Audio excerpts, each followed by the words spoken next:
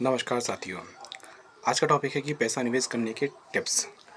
अगर मैं ये बोलूँ कि आप 1 लाख रुपए को 1 साल में कितना बना लोगे, तो कई लोग बोलेंगे कि भैया 1.5 लाख, 2 लाख, 2.5 लाख, कई तो 3 लाख भी बोलेंगे कि 3 लाख रुपए अपन आराम से बना सकते हैं। अगर इसको छोटे रूप में देखे जाए कि अगर हम सिर्फ 15% अगर हम बनाते हैं, तो 1 लाख का 1 साल में अगर हम 15% सिर्फ बनाते हैं, तो हमारा पहला साल बनता है 1,15,000 रुपये। ठीक है जी। अगर हम इसी को देखे जाए तो 1,15,000 की अब दूसरे साल में अगर हमारे बनेंगे, तो ये बनेंगे 1,32,250 रुपये। ठीक है जी।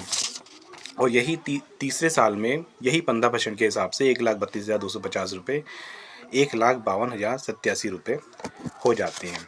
तो कहने का मतलब है कि कंपाउंडिंग में हमारा पैसा धीरे धीरे ग्रो हो रहा है, और यही धीरे धीरे होते हुए 10 साल में यही पैसा 1,04,04,556 रुपये में बदल जाता है।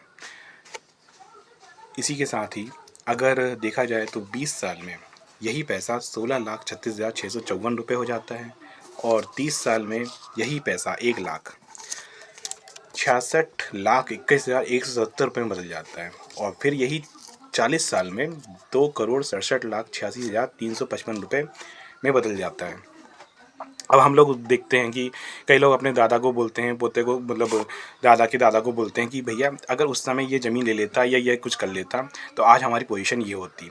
अगर यही चीज़ अगर हमारे पोते वगैरह बोलें कि भैया हमारे दादा ने ये काम कर लिया होता तो आज हम यहाँ होते।